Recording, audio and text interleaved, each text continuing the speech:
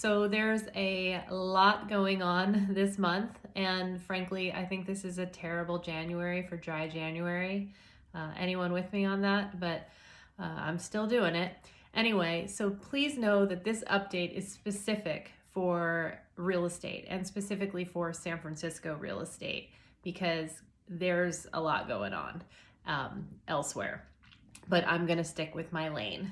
So it's a little early, but I think things are going really well so far this year. Activity seems to be up. Anecdotally and personally, I am experiencing an increase in buyer activity, and things are looking up for the real estate market. Now, my team and I did a really deep dive into the numbers of 2020. So if you like to geek out on graphs and data, please head over to my blog. But just in a very high level summary, here's what we saw last year. House price appreciation in San Francisco was actually up 3% 2020 over 2019. And the year before, 2019 to 2018, it was up 1%. So it was actually up more in 2020 than the year before. Now, in 2018, we saw 12% price appreciation year over year. Now, the condo market was actually down 3%. That probably doesn't shock anyone, but that was down 3% in 2020 year over year for median sales price. And in the year before, 2019 for 2018, it was up 4%. And the year before that, it was up 4.3%.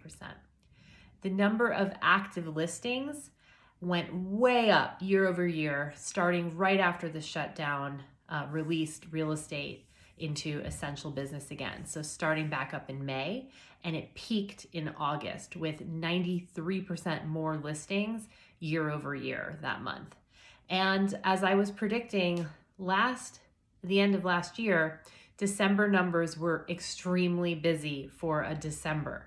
So we had 104% more listings go into contract in December of 2020 than we had the year before, and then probably ever. So 2021, so far things are looking good. I have sold a property of mine off market. Another one that's coming soon, I'm getting tons of interest on. Our buyers are out there and they're competing against other buyers for condos. Colleagues of mine, other real estate agents, are saying that their listings that were kind of slow all of a sudden have a lot of interest, and their new listings are doing really well so far. So, every property is different, everything is different, and this doesn't mean that there is like a race to that high-rise downtown condominium. Probably not yet.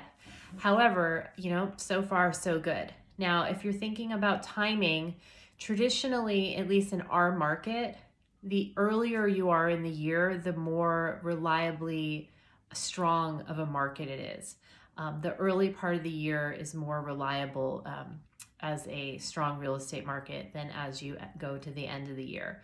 Now, of course, you have your own family situations and your own timing and your own plans, but just something to keep in mind in our market. Now, again, much more detail on all of this on the blog, so I encourage you to sign up.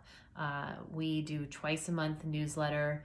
We are not going to spam you unless, of course, you think our content is spam, and then you can unsubscribe. But we're not going to sell your information or do anything shady with it. We just want to keep in touch so that when the time comes, you will reach out to me to help you buy or sell a home. That's it. All right. Stay well, stay safe, and pack a little extra water in your go bag. And I'll talk to you soon.